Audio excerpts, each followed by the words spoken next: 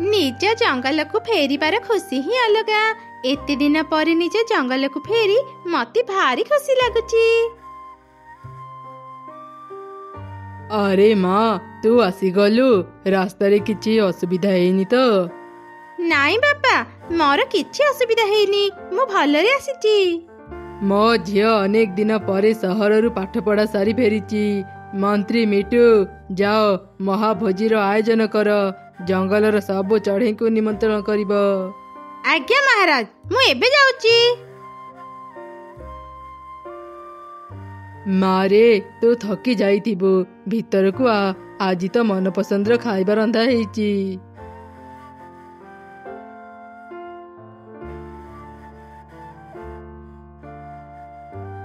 ए सबु कौन घर बापा मु एपरी घर कहू नथिली। मो प्रोजेक्ट पाई मते गोटे एमिति घर दरकार जो घर आगरु केही तयारी करि नथिबे कहा पाखरी भी सेमिति घर नथिबा।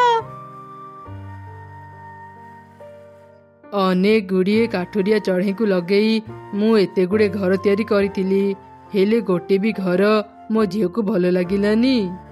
महाराज आपण मते जदि अनुमति देबे मु गोटे कथा कहि थांती। हाँ कुह कौन कहबो मंत्री? महाराज आमे जंगल रे घोषणा करि देबा घर तयारी पई। चढ़ई माने जेते बेले घर तयारी करिबे काहार ना काहार घर निश्चय राजकुमारी को भल लागिबो। हाँ तुम्हें ठीक कहला मंत्री ताहले आउ डेरी करनी एबे ही जाओ जंगल रे एकथा घोषणा करि दियो जे जे भी भल घर तयारी करिबो मु ताको 100टी स्वर्ण मुद्रा देबी। सुनो सुनो सुनो महाराज एक जरूरी घोषणा करिसेंती जे भी राजकुमारी के पाई एक नुआ डिजाइन रे सुंदर घर तयारी करि देबा महाराज ताको 100टी स्वर्ण मुद्रा देबे। अरे तो महाराजंकर घोषणा सुनिलु जे भी नुआ डिजाइन रे सुंदर घर तयारी करिबो महाराज ताको 100टी स्वर्ण मुद्रा देबे। आमे जेमिति भी हो गोटे सुंदर घर तयारी करिबा आउ पुरस्कार जीतिबा। हाँ तुमे ठीक कहला राजकुमारी सहर रे रहउथिले तांको निश्चय सहर डिजाइन घर भल लागुथिबा। तुमे गोटे काम कर एबे ही सहर को जाई इटा सीमेंट लोहा नहीं आस आमी सहर रे थिबा डिजाइन घर परी एक घर तयारी करि देबा। ताहले ठीक अछि मु एबे ही सहर को जाउची आउ इटा सीमेंट लोहा नहीं आसुची। आरे सुनो सुनो तुमे सहर को जाउच कि आमे घर तयारीबा कथा काहाको भी कहबनी बुझिला। तू चिंता करनी मु एकथा काहाको भी कहबिनी।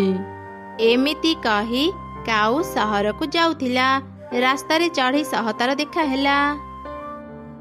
काऊ भाई कुआडे जाउच? तुमे राजांकर घोषणा सुनिल कि नाही? तुम पाखरे तो अनेक टंका अछि तुमे मजबूत काठ आनी राजकुमारी के पाई एक सुंदर घर तयारी करि दियो। मो पाखरे टंका थिले मु निश्चय गोटे घर तयारी करि थांती। ए सबु घोषणा मिछ कथा चढ़ी राजा कौन गोटे घर पाई एते गुडे स्वर्ण मुद्रा देबे मु घर तयारी करिबिनी। सुन चढ़ी तू भी टंका धारनी घर तयारी करिबुनी नहले परे पस्तेइबु। नाई काऊ भाई मु कहा पाखरु धार नेबाकु जीबी मु गरीब चढ़ी ठीक रे खाइबा जगाड़ करि पारुनी मु पुणी धारनी घर तयारी करिबी। अच्छा ठीक अछि चढ़ी मोर गोटे जरूरी काम अछि कथा हेबा पई एबे मो पाखरे समय नाही मु जाउची। चाल रे माँ आमे जंगल भीतर को जाई सुखिला काठ आनिबा। अच्छा माँ केही भी जदि राजकुमारी के पाई घर तयारी न करिबे राजकुमारी बहुत कष्ट पाइबे ना? हाँ तांको मन तो कष्ट हेबो किंतु कौन करिबा कह मो पाखरे टंका थिले मु निश्चय गोटे घर तयारी करिथांती। एमिति कथा हेई से माँ झियो जंगल भीतर को गले गोटे फूल बगीचा देखी कुनी अटकी गला आउ तार माँ को कहिला माँ माँ देख ए बगीचार फूल सब केते सुंदर ना मु घरे को किछि फूल नेबी माँ।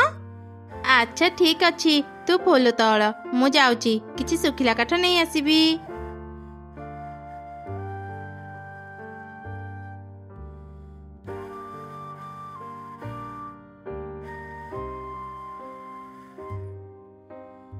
अरे माँ तो फूल तोड़ा सरिला ना ए कौन तू ए मयूर पंख कोठु पाइलु?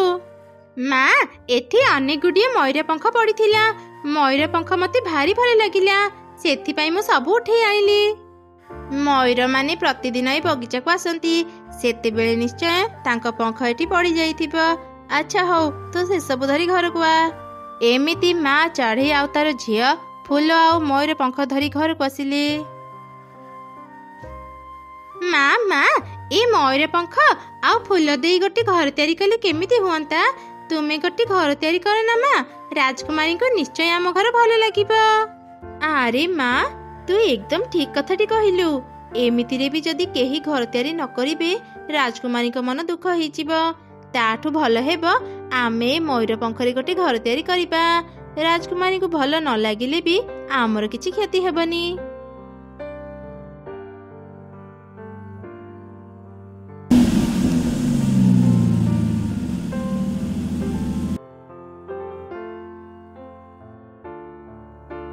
ଏଇ ଦେଖେ, ମୁଁ ସହରରୁ ଇଟା ସିମେଣ୍ଟ ଲୁହା ନେଇ ଆସିଛି। ଏବେ ମୁଁ ଘର ତିଆରି କରିବା ଆରମ୍ଭ କରୁଛି। ଚଢ଼େଇ ତ କହୁଥିଲା ସେ ଘର ତିଆରି କରିବନି।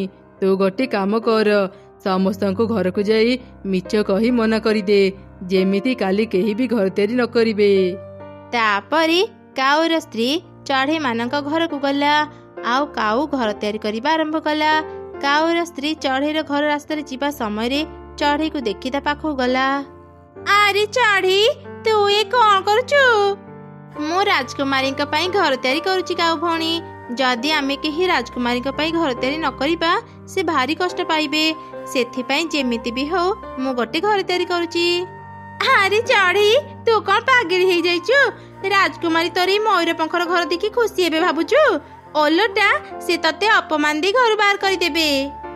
ଅପମାନ ଦେଲେ ଦେବେ, ମୋ ପାଖରେ ଏତେ ସାମର୍ଥ୍ୟ ନାହିଁ ଭଲ ଘର ତିଆରି କରିବା ପାଇଁ। ତା ଛଡ଼ା ଆମ ରାଜା ବହୁତ ଭଲ, ମୋର ପୁରା ବିଶ୍ୱାସ। ମୋ ଘର ତାଙ୍କୁ ଭଲ ନ ଲାଗିଲେ ବି ସେ ମତେ କେବେ ଅପମାନ ଦେବେନି। ଚଢ଼େଇ, ମୁଁ ତ ଭଲ ପାଇଁ ଏକଥା କହୁଥିଲି। ମୋ କଥା ଯଦି ନ ଶୁଣିବୁ ନ ଶୁଣ, ପଛରେ ତୋର ହିଁ କ୍ଷତି ହେବ, ମୋର କଣ ଯାଉଛି।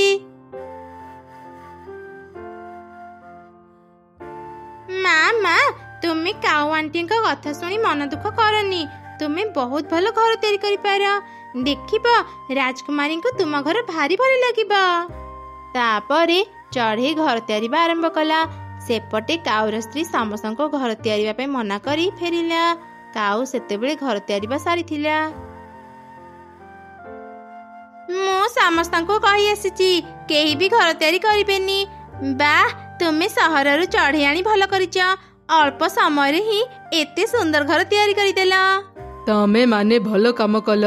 ଏଇ ନିଅ ଟଙ୍କା, ଏବେ ତମେ ମାନେ ଘରକୁ ଯାଅ। ଦେଖିବୁ କାଲି ଆମେ ନିଶ୍ଚୟ ଜିତିବା। କେହି ଯେତେବେଳେ ଘର ନ ଦେବେ ରାଜା ଆମକୁ ହିଁ ସ୍ୱର୍ଣ୍ଣ ମୁଦ୍ରା ଦେବେ। ହଁ, ତା ତ ଠିକ ଯେ, ହେଲେ ଚଢ଼େଇ ମୟୂର ପଙ୍ଖରେ ଗୋଟେ ଘର ତିଆରି କରୁଛି। ସେ ବି ତା ଘର ନେଇ ରାଜାଙ୍କ ପାଖକୁ ଯିବ। କଣ ହେଲା? ଚଢ଼େଇ କଣ ପାଗଳ ହେଇଯାଇଛି?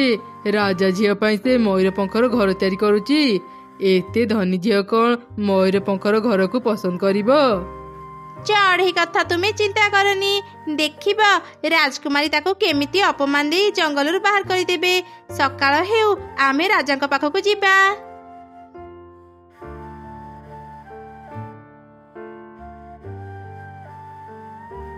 ପରଦିନ ସକାଳେ କାଉ ଆଉ ତାର ସ୍ତ୍ରୀ ଘର ନେଇ ରାଜାଙ୍କ ପାଖକୁ ଗଲେ। ମହାରାଜ, ଏଇ ଦେଖନ୍ତୁ ଘର। ଆମେ ନୂଆ ଡିଜାଇନର ଘର ତିଆରି କରିଛୁ। ଏବେ ଆମକୁ 100ଟି ସ୍ୱର୍ଣ୍ଣ ମୁଦ୍ରା ଦିଅନ୍ତୁ। ଆରେ ରୁହ ରୁହ, ମୋ ଝିଅ ଆଗ ତମ ଘରକୁ ଦେଖୁ। ତାକୁ ଯଦି ଭଲ ଲାଗିବ ମୁଁ ତମମାନଙ୍କୁ ପୁରସ୍କାର ଦେବି। ଆରେ ମା, ଦେଖିଲୁ ଏ ଘର ତତେ କେମିତି ଲାଗୁଛି?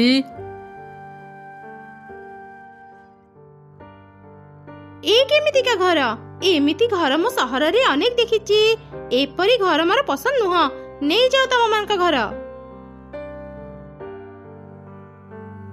ଦୁଇ କାଉ ଯେତେବେଳେ ଘର ନେଇ ଆସୁଥିଲେ ଚଢ଼େଇ ସହ ତାଙ୍କର ଦେଖା ହେଲା। ଚଢ଼େଇ, ତୁ ଏ ଘର ନେଇ ରାଜାଙ୍କ ପାଖକୁ ଯାଉଛୁ? ଆମର ଏତେ ସୁନ୍ଦର ଘର ରାଜକୁମାରୀଙ୍କୁ ଭଲ ଲାଗିଲାନି। ତୁ କଣ ଭାବୁଛୁ ସେ ତୋ ଘରକୁ ପସନ୍ଦ କରିବେ? ପସନ୍ଦ କରିବେ କି ନାହିଁ ତା ତ ଜାଣିନି, ହେଲେ ଯେତେବେଳେ ମୁଁ ତିଆରି କରିଛି ଥରେ ନେଇ ରାଜକୁମାରୀଙ୍କୁ ଦେଖେଇବି। ଏମିତି କହି ଚଢ଼େଇ ତା ମୟୂର ପଙ୍ଖର ଘର ନେଇ ରାଜମହଲକୁ ଗଲା। ଏତେ ସୁନ୍ଦର ଘର ଦେଖି ତ ରାଜକୁମାରୀ ବହୁତ ଖୁସି ହେଇଗଲା। ଏଇ ତ ମୋ ପସନ୍ଦର ଘର ମତେ ମିଳିଗଲା। ଏତେ ସୁନ୍ଦର ଘର ମୁଁ ଆଗରୁ କେବେ ଦେଖି ନଥିଲି। ଘରଟି କେତେ ଚକଚକ କରୁଛି। ଏଇ ଘର ମୋର ଭାରି ପସନ୍ଦ ବାପା। ଚଢ଼େଇ ଆଣ୍ଟି, ତୁମେ ଏତେ ସୁନ୍ଦର ଘର ତିଆରି କରିପାର ମୁଁ ଆଜି ଜାଣିଲି। ଚଢ଼େଇ, ତତେ ଅନେକ ଅନେକ ଧନ୍ୟବାଦ। ତୁ ମୋ ଝିଅ ମନପସନ୍ଦର ଘର ତିଆରି କରିଦେଲୁ। ମନ୍ତ୍ରୀ ମିଟୁ, ଚଢ଼େଇକୁ 100ଟି ସ୍ୱର୍ଣ୍ଣ ମୁଦ୍ରା ଦିଅ। ଚଢ଼େଇ ଆଉ ତାର ଝିଅ ଖୁସି ହେଇ ଟଙ୍କା ନେଇ ଘରକୁ ଫେରିବା ସମୟରେ କାଉ ମାନଙ୍କ ସହ ତାଙ୍କର ଦେଖା ହେଲା। ଆରେ ଚଢ଼େଇ, ସତରେ କଣ ତୋର ସେ ମୟୂର ପଙ୍ଖର ଘର ରାଜକୁମାରୀଙ୍କୁ ଭାରି ଭଲ ଲାଗିଲା? ହଁ, ରାଜକୁମାରୀଙ୍କୁ ଆମ ଘର ବହୁତ ଭଲ ଲାଗିଲା। ସେ ଆମକୁ ପୁରସ୍କାର ବି ଦେଲେ। ଆରେ ଶୁଣୁଛୁ, ଆମେ ବି ଯଦି ଏତେ ଟଙ୍କା ଖର୍ଚ୍ଚ ନ କରି ଚଢ଼େଇ ପରି ଗୋଟେ ମୟୂର ପଙ୍ଖର ଘର ତିଆରି କରିଥାନ୍ତେ, ଆମେ ବି ପୁରସ୍କାର ପାଇଥାନ୍ତେ। ମିଛ କହିଲେ ଏମିତି ହିଁ ଫଳ ମିଳେ। ତମେ ମାନେ ମତେ କହିଲ ଘର ତିଆରି କରିବନି, ହେଲେ ପଛରେ ଘର ତିଆରି କରି ରାଜାଙ୍କ ପାଖକୁ ଗଲ। ହଁ ଚଢ଼େଇ, ତୁ ଠିକ କହିଲୁ। ଆମେ ମିଛ କହିବା ଯୋଗୁଁ ହିଁ ଆଜି ପୁରସ୍କାର ପାଇଲୁନି। ଆଜି ପରଠୁ ଆମେ ଆଉ କେବେ ମିଛ କହିବୁନି।